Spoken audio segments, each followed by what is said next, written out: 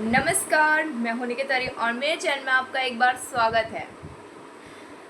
ग्राम प्रधानों के लिए अब आ गई है नई खुशखबरी। जल्दी होगा चुनाव। यूपी सरपंच चुनाव के बारे में 1 साल से चर्चा हो रही है। लोगों ने बहुत तैयारी की, पैसे कुछ लोगों ने खर्च किया, इस चीज़ के लिए धरना भी दिया कि सरपंच चुनाव होना चाहिए, जल्द होना चाहिए। लेकिन ओपी राजभर इस चीज़ से उन्होंने कहा कि हाईकोर्ट जो आदेश देगा इलाहाबाद का, उसे हिसाब से कार्य किया जाएगा। यहाँ पे देखा जाए कि इस टाइम जब सरकार का नियम आया कि 6 महीने के लिए ग्राम प्रधानों को प्रशासक कर दिया जाएगा, ब्लॉक प्रमुख को प्रशासक कर दिया जाएगा, तो हैरान हो गए कि आखिर अब यूपी सरपंच चुनाव होगा या नहीं होगा।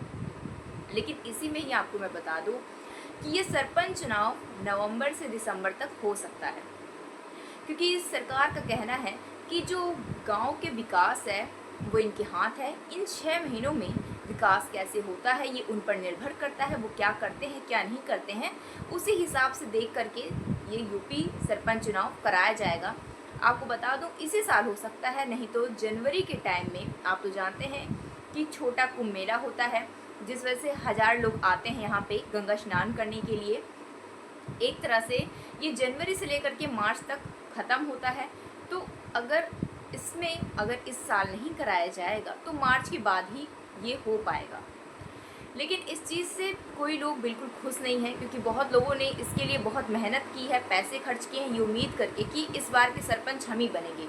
लेकिन सरकार से ये उम्मीदें उन्हें बिल्कुल नहीं थी। किसी किसी का नाम काट दिया गया, जिसलिए धरना प्रदर्शन भी हुआ।